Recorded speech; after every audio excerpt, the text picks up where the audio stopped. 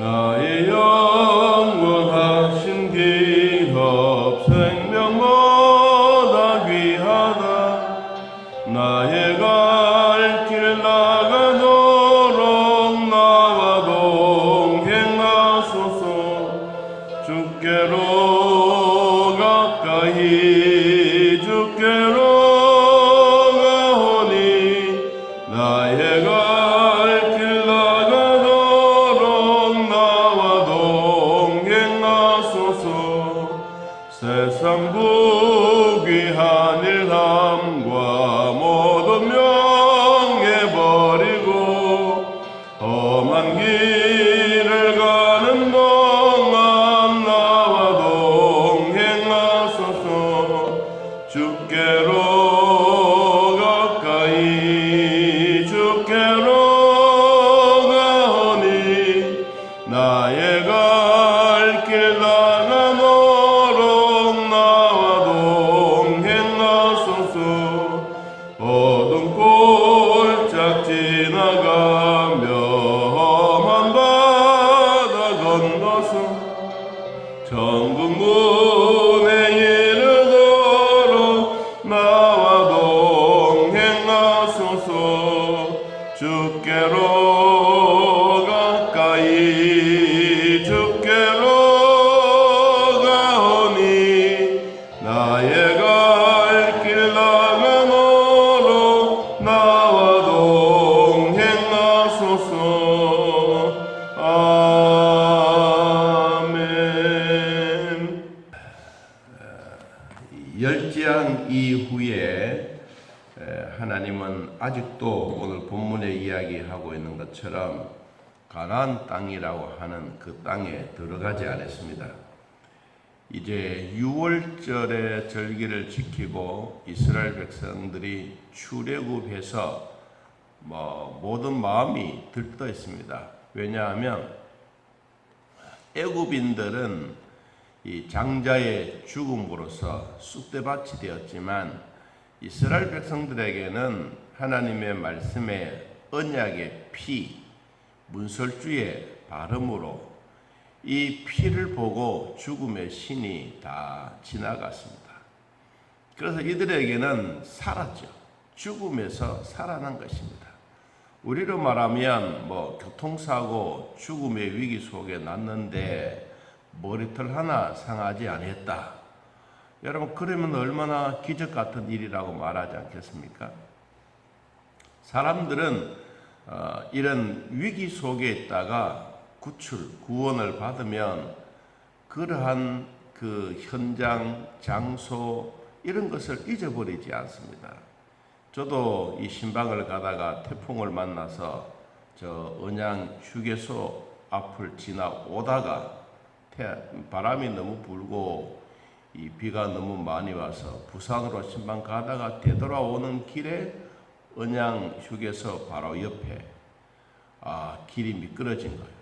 요 사이 갔다 그러면 이 자동차 타이어가 이렇게 새거나 이런 것 되면 빗길에 덜 미끄럽지만 완전히 타이어는 다 따라서 반질반질 끓을 때 그냥 달렸는데 차가 이렇게 휙 도는 거예요.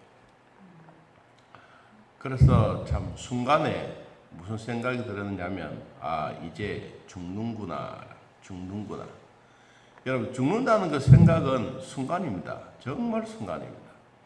차가 이 고속도로에서 딱 부딪혀서 분리대를 받고 한 바퀴 뺑 돌아서 가던 길이 아니라 거꾸로 차 머리가 있는 거예요. 여러분, 그러면 이건 순식간에 되어진 일이죠. 그래서 참 난감하다는 말도 그렇고 어떻게 조치해야 될지 그게 이제 생각이 잘 안 나는 거예요. 그래서 차에 내려서 보니까 타이어 빵꾸 나는 것도 아니고 다시 차에 올라서요. 그래서 시동을 거니까 시동이 걸려지는 거예요. 그래서 살았구나라는 생각이 딱 들더라고요. 그래서 시동을 거니까 시동이 걸려서 나왔어. 나오자마자 뒤에 그 고속버스가 확 달려오는데 내 차를 보고 고속도로가 이렇게 휙 돌아가. 그리고 고속도로가 그냥 달리지 않지 않습니까? 아무리 비가 와도 최소한 60km는 달리는데 내가 보더라도 고속도로가 휘청거리는 거예요. 그렇게 지나갔어요.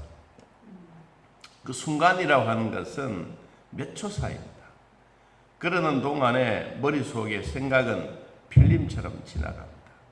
교회, 가족들, 그때 대학부가 이제 100여 명이 모여서 대학부 예배 드리던 그런 순간순간적인 필름이 착착착착 지나가는데, 이건 뭐 누가 뭐 그렇게 하라 해서 되는 것이 아니라 자동적으로 그렇게 되더라고요. 여러분, 그런 위기, 죽음의 위기 속에 있다가 그 지역을 지나가면 자신도 뭐예요? 조심하는 거예요. 아, 내가 그때 이런 위기 있었지. 그러면서 조심해서 지나가면 또 한번 그 자리를 돌아보고 또 쑥 지나가는 거예요.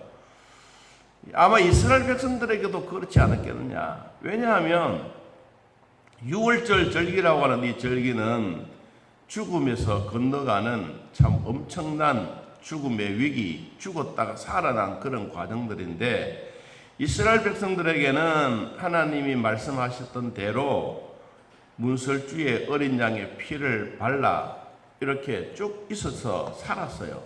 그런데 애굽인들 다 죽지 않습니까? 장자들이. 자, 이런 것을 보고 앞으로 너희 후세가 왜 이 장자 수컷을 처음 난 것을 하나님 앞에 구별하려 드려라. 왜 그렇습니까? 여러분, 1대가 지나가고 2대가 지나가면 그런 것을 자꾸 잊어버리는 거예요.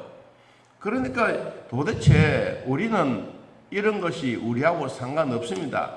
옛날 조상적에 그렇게 이야기했지, 이것은 우리와 상관이 없는 일입니다 라고 자녀들이, 후대들이 그렇게 딱 말하면 우리가 그래 뭐라고 말하겠습니까?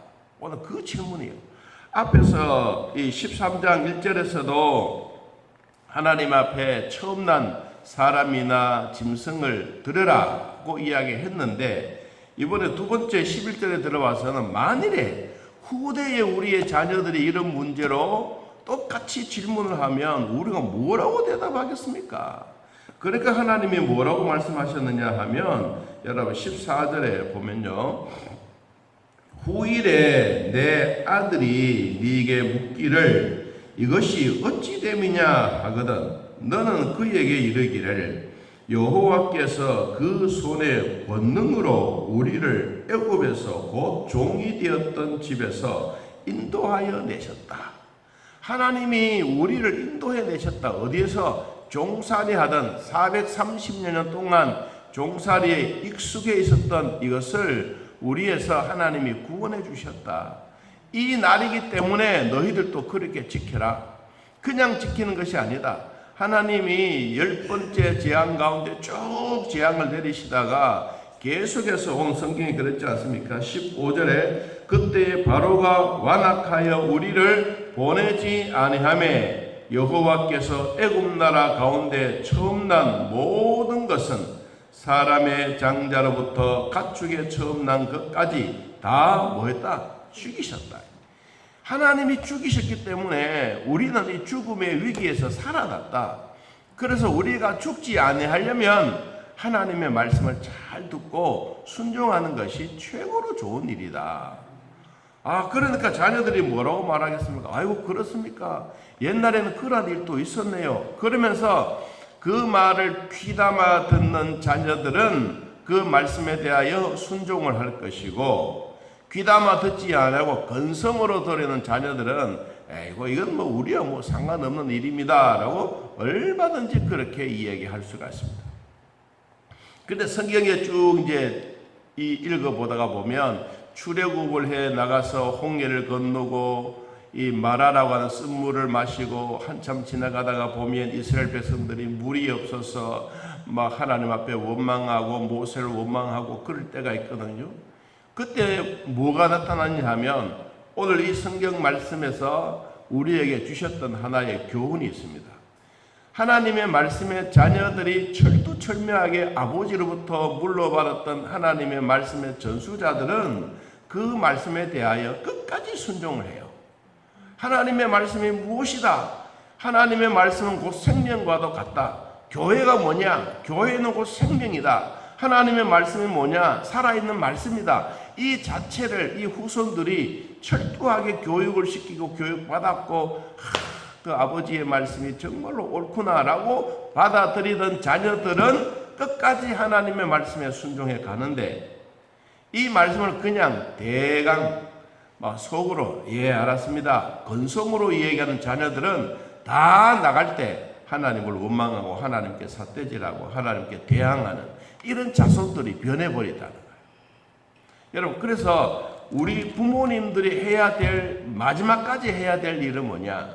나는 죽더라도 전능하신 하나님은 살아계신다. 나는 이 땅에 너희들 앞에 없어진다 할지라도 내가 가지고 있었던 하나님에 대한 이 믿음은 너희들이 끝까지 간직해라. 왜냐하면 그 하나님은 죽으신 하나님이 아니고 그 하나님은 살아계신 하나님이기 때문에 그렇다.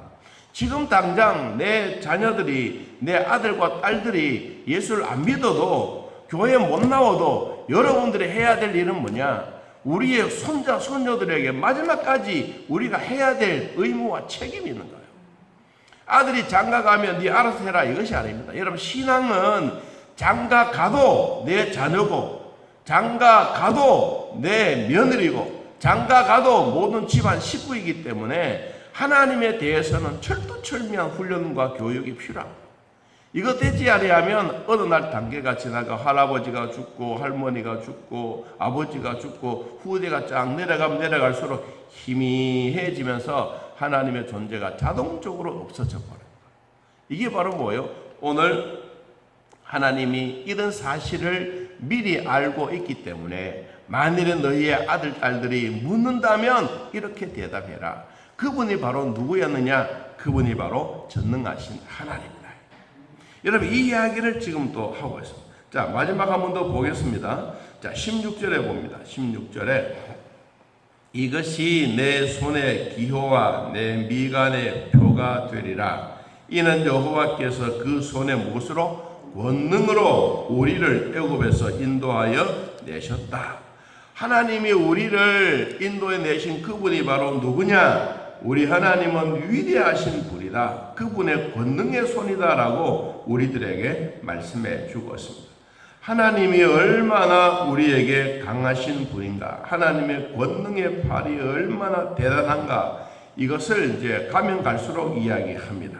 여러분, 우리 13장 9절 말씀에도 보니까 하나님이 어떤 하나님이냐라고 한 번 더 이야기해 줍니다.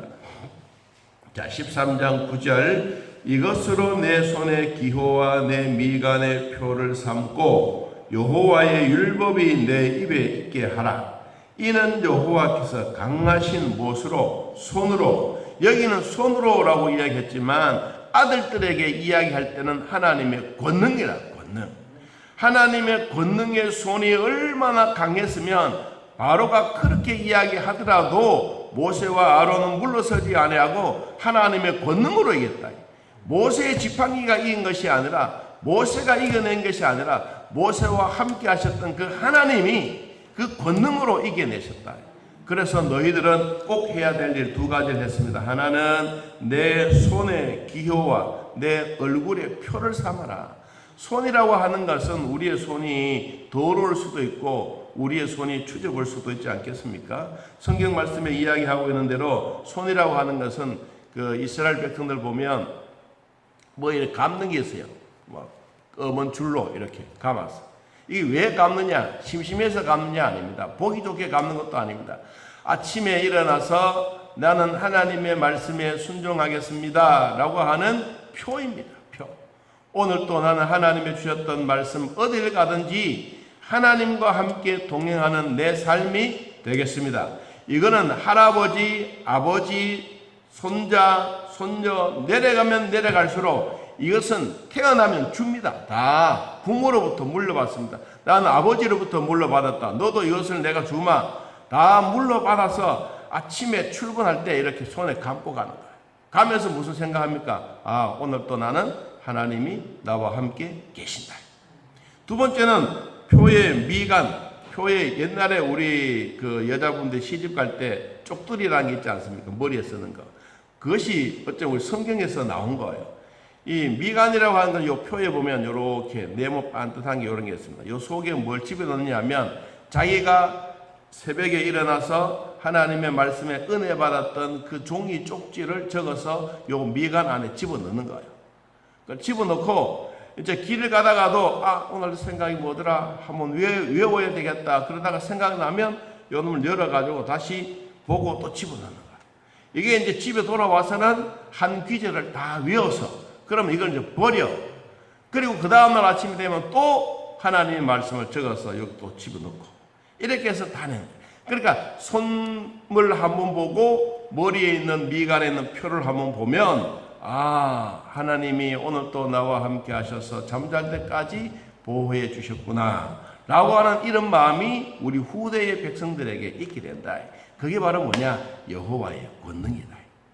그분의 권능이 뭐냐? 그분의 권능이 강하신 분이다. 이 강하신 그분이 오늘 우리를 인도해 가신다 라고 하는 이것을 후대의 자녀들에게 교육하고 있는 것입니다. 자, 오늘 우리들은 예배드리고 감사하고 코로나19가 있어도 우리는 하나님 앞에 예배드린다고 하는 이 자부심이 우리에게도 있어야 됩니다. 여러분, 앞으로 우리의 후대의 자손들은 지금 이 코로나보다 더 강한 악한 질병들이 우리 앞에 넘실거릴 때가 있습니다. 그러면 우리도 얘기해야지요.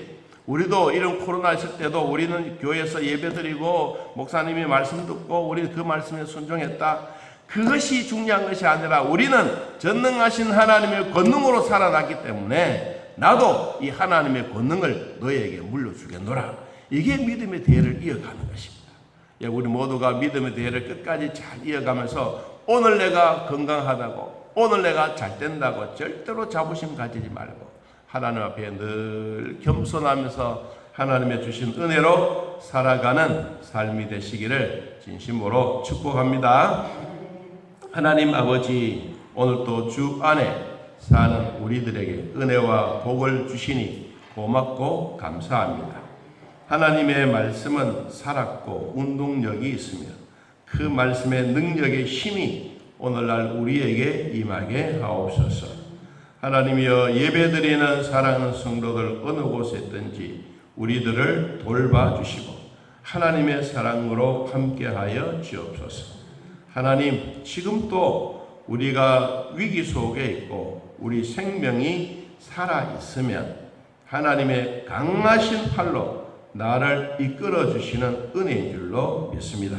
다시 병원의 응급실에 실려가지 않고 건강하게 믿음 생활하는 것 감사하고 또 감사한 이 마음이 우리 후대에도 일어나게 하시고 우리의 남편이 우리의 식구가 어려운 상황에 있다 할지라도 지금까지 돌봐주셨다면 하나님이 그 생명을 붙잡고 계신다는 것을 늘 마음에 확신합니다. 남편도 우리의 자녀들도 우리 믿음의 식구들도 뚜벅뚜벅 걸을 날이 있다는 것을 확신하며 하나님 앞에 감사하는 마음이 있게 하여 주옵소서. 하나님의 말씀이 우리의 평생의 영혼의 양식이 되게 하시고 썩지 아니할 생명의 씨앗으로 되어사오니 하나님이여, 어떤 사람이랄지라도 하나님의 말씀의 생명의 씨앗이 그 속에 들어가면 자라고 열매 맺고 풍성한 열매들이 맺혀 성령의 열매로 살아갈 줄로 믿습니다. 지금 한순간을 보지 말게 하시고 미래를 보고 장래를 보고 우리 하나님의 말씀을 잘 양육해가는 믿음의 대를 이어가는 축복의 성도들이 되게 하옵소서. 아버지, 뇌졸중으로 쓰러져서 치료받고 있는 사랑하는 성도를 하나님 기억해 주시고 또한 뇌로 힘들어하지만 그래도 하나님 도와주사 모든 신경과 모든 몸의 하나하나가 정상적으로 되게 하시며 또한 목 척추를 수술해서 이렇게 건강한 모습으로 살아가는 분들도 있습니다. 암과 함께 동행하면서도 살아가는 분들도 있습니다. 두려워하지 말게 하시고 강하게 하시고 하나님의 은혜로 살아갈 수 있도록 복을 더하여 주옵소서. 하나님, 이스라엘 백성들을 강한 손으로 강한 능력으로 붙잡고 인도했던 것처럼 사랑하는 성도들 어느 곳에 있든지 하나님의 강하신 팔로 붙잡으셔서 하나님의 권능을 입고 사는 우리 모두가 되게 하여 주옵소서. 예수님의 이름으로 기도하옵나이다. 아멘. 하늘에 계신 우리 아버지여, 이름이 거룩히 여김을 받으시오며 나라의 임하옵시며 뜻이 하늘에서 이루어진 것 같이 땅에서도 이루어지이다. 오늘날 우리에게 일용할 양식을 주옵시고 우리가 우리에게 죄진 자를 사하여 준 것 같이 우리 죄를 사하여 주옵시고 우리를 시험에 들게 하지 마옵시고 다음은 악에서 구하옵소서. 대개 나라와 권세와 영광의 아버지께 영원히 있사옵나이다. 아멘. 자, 이렇게 기도드리겠습니다.